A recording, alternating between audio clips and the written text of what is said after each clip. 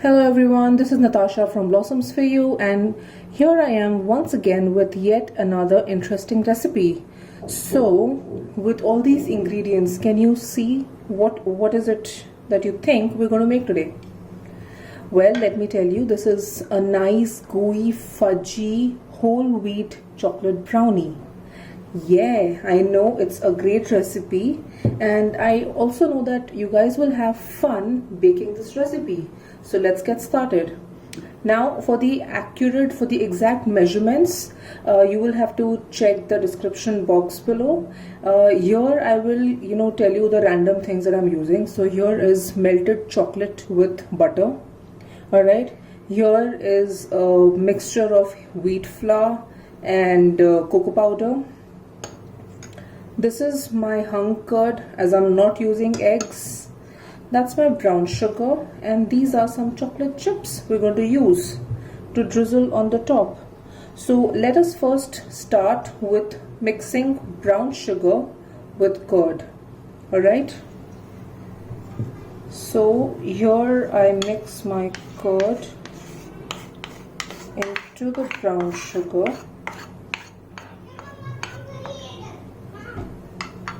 And I'm going to mix it. If you have a hand blender or KitchenAid, whichever which will help you mix it, go ahead, freely use it. I also have one, but I just wanted to do some extra मेहनत, ताकि मैं बोल सकूं कि भाई देखो बहुत मेहनती काम करके आई हूँ मैं. Yes.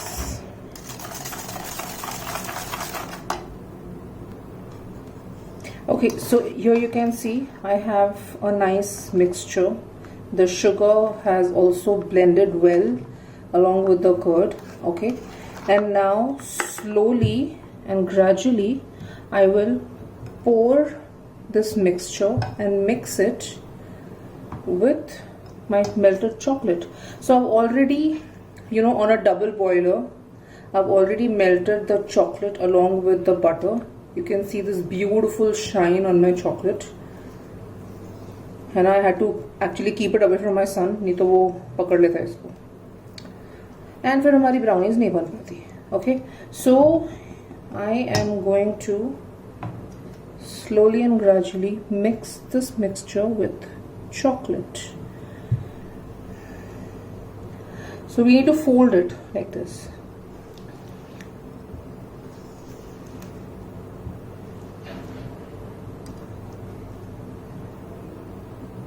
If you don't want to use curd, if you want to use eggs, freely go ahead and use egg. The proportion is 1 egg is equal to 60 grams of hung curd. That's the proportion I have used. My original recipe called for eggs. I thought of going egg free. Okay. So feel free to go ahead and use eggs if you want to, or if you eat eggs.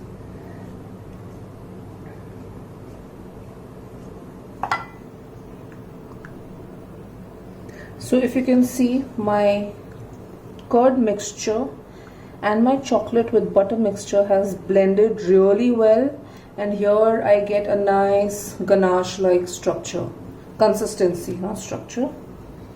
Look at this, this is so beautiful. Yes, that's the exact consistency that we're looking for in a brownie. Okay, so now that my ganache is ready, okay, I am slowly going to incorporate my dry ingredients into the chocolate mixture. Alright, so I will not put it at once. I will take it little by little. So if this is 1 bowl of dry mixture, I will probably make it a 3 batch. So I'm going to mix this thing. You need to cut and fold it. Again, the same cut and fold method that I had taught you last time in the first video. We need to use the same method and cut and fold this.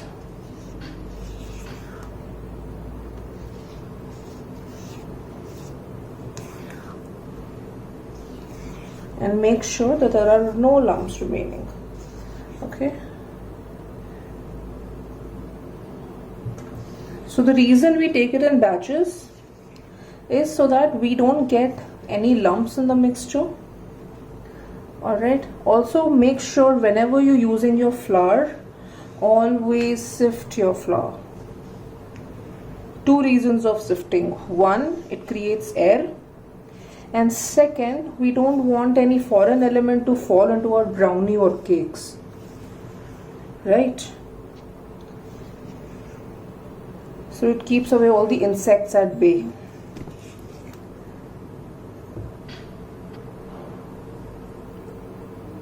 So if you can see that my mixture is almost ready. It is almost ready. Now before I transfer this mixture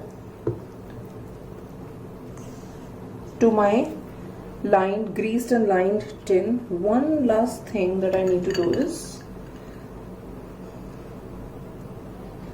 pour in the vanilla essence. Alright, a little more, and I'm going to mix it again.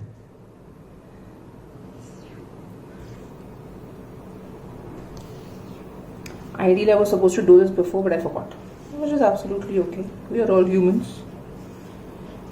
Mistakes happen. Alright, so do you see this beautiful consistency? A nice batter here that we have. Yes, and I can already, there's a beautiful smell, there's a beautiful fragrance actually. My room is filled with this fragrance of vanilla, and once the oven starts, my house will be filled with the fragrance of this gorgeous brownie. So do you see, I have this nice batter ready. Now I will pour it into my greased and lined tin. So if you can see, I have a lined tray. It's a square tray. Okay, let me show it to you like this. I have a square tray and I have lined it with the sides so that it will be easier for me to pull out once my brownie is done. Okay. And yes, if you can hear any background noises, please ignore it. That's my son. So let me pour it. Also, while you bake while you prepare the batter, make sure to keep your oven for preheating. So we need to preheat our oven at 180 degrees for 10 minutes. Okay.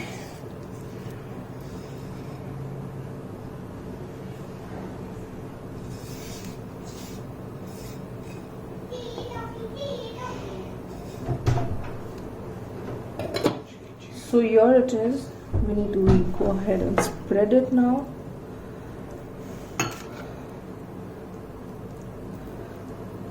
Mine is a slightly bigger pan. I did not get the smaller one.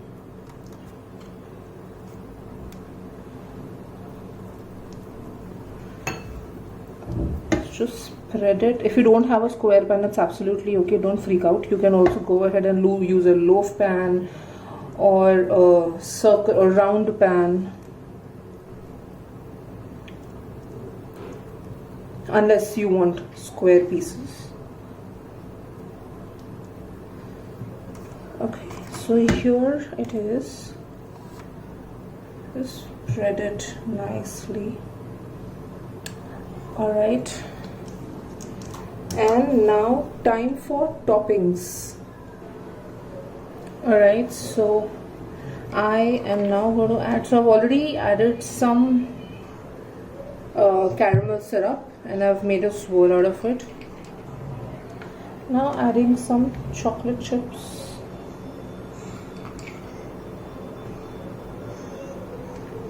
so that I have a nice, gooey, chewy chocolate chip brownie. Alright. So these chocolate chips are from Calibo that I use.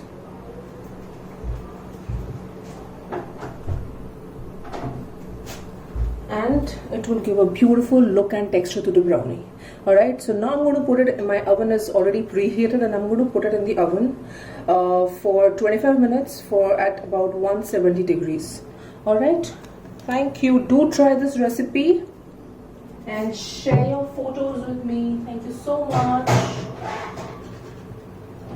This is Natasha again, signing off from Blossoms for You. Bye bye.